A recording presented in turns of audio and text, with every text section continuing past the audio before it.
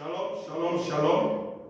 Je rends grâce au Seigneur Jésus-Christ parce que nous avons fini notre culte de ce matin et le thème que nous avons partagé c'est « Il a brisé la malédiction ». Frères et sœurs, je tiens à t'annoncer une bonne nouvelle. À la croix, bien-aimé, ce n'est pas un homme vraiment qui était vraiment maltraité. À la croix, c'est l'agneau qui est arrivé sur la terre, selon les desseins de Dieu, pour un seul objectif, pour briser la malédiction sur la terre. Parce que, bien-aimé, vous savez, ce monde-là, dans le domaine spirituel, est frappé de malédiction. Et c'est une réalité que nul ne peut vraiment contester. Parce que nous savons que dans beaucoup de régions aujourd'hui, on parle des confréries de sorcellerie. Mais dans ces confréries de sorcellerie, qu'est-ce qu'on va faire là-bas? Bien aimé, le diable trouve le moyen de trouver des hommes qui vont maudire les hommes. Mais aujourd'hui, même dans les loges, dans les sectes, bien aimé, est-ce que c'est la Bible?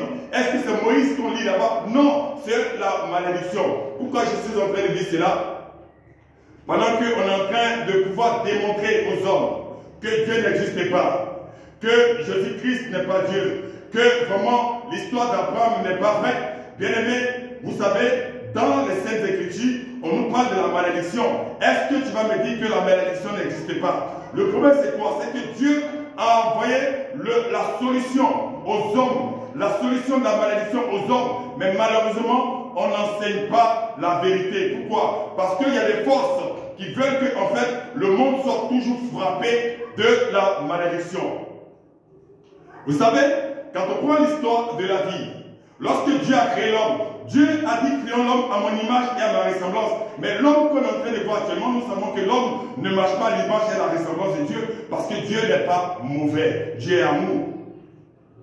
Dans le livre de Genèse 1, 27, là où Dieu a créé l'homme, jusqu'au livre de Genèse 3, 6, l'homme saint a vécu. Bien aimé, l'homme a vécu sans péché sur la terre. De Genèse 1, 27 à Genèse 3, 6.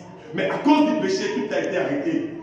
Vous comprenez? Et nous savons tous, à cause du péché, le péché est entré dans le monde suivi de la mort. Parce que la mort, c'est la désobéissance à Dieu. Mais ce qu'on oublie, c'est qu'aussi il y a des esprits de mort. Qui sont ces esprits de mort? Pendant qu'on est en train de dire que Jésus-Christ n'est pas Dieu, que Dieu n'existe pas, bien aimé, la Bible nous parle des géants.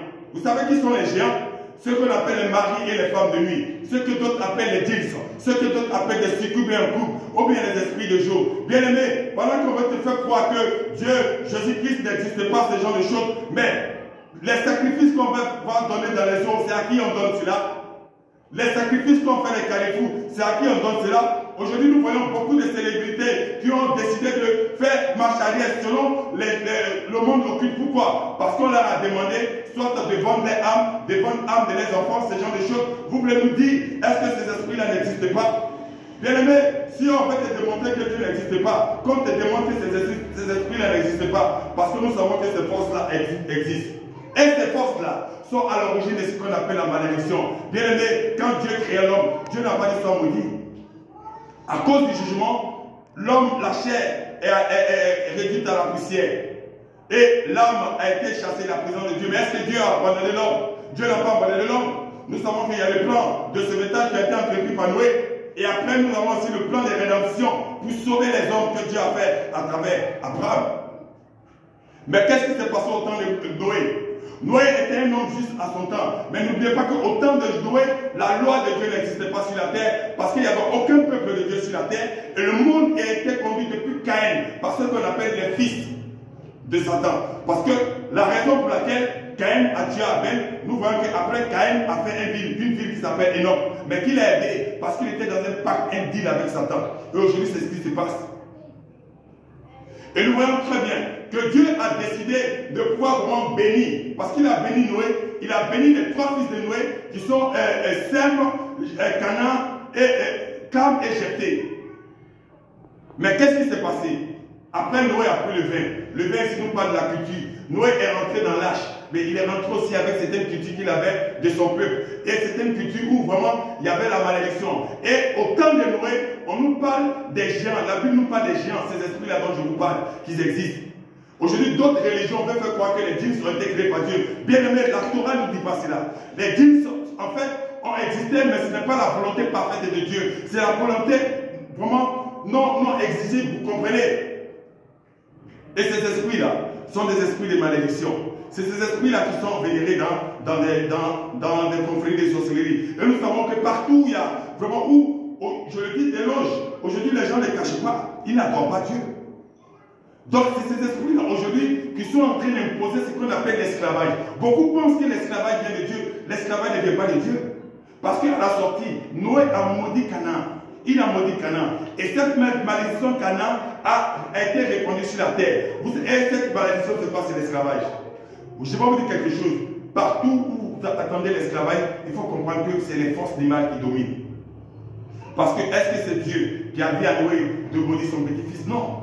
Souvent, c'est ce que nous faisons. Même aujourd'hui, nous voyons qu'il y a certaines cultures aujourd'hui qui sont en train de maudire. Je vois aujourd'hui des sociétés où, par exemple, les gens sont là, tu es maudit, à maudire, on est en train de maudire. C'est des paroles de malédiction parce qu'on n'a pas compris, en fait, que Dieu a créé le monde avec la parole. Et que toi aussi, ta vie, là, dépend de ce que tu es en train de dire. Mais la bonne nouvelle que je veux t'annoncer ici, c'est que Jésus-Christ à la croix a pris tes péchés. Jésus-Christ a brisé la malédiction dans ta vie. Et c'est pour ça que dans le livre de Colossiens 2,14 que je lis en même temps, il a effacé l'acte dont les ordonnances nous condamnent et qui subsistait contre nous, mais il a détruit à la croix. Et le verset 15 dit, il a détruit les dominations et les autorités et les a livrés publiquement en spectacle en triomphant d'eux par la croix. À la croix, Jésus-Christ a annulé le pouvoir de ces esprits-là. À la croix, Jésus-Christ a déplié ces esprits-là. Et ce qui est plus malheureux, normalement, qu'est-ce que cela veut dire? Lorsque tu dis que tu as décidé de suivre Jésus-Christ, lorsque tu es né de nouveau, en réalité, aucun autel ne t'a parlé comme ta vie.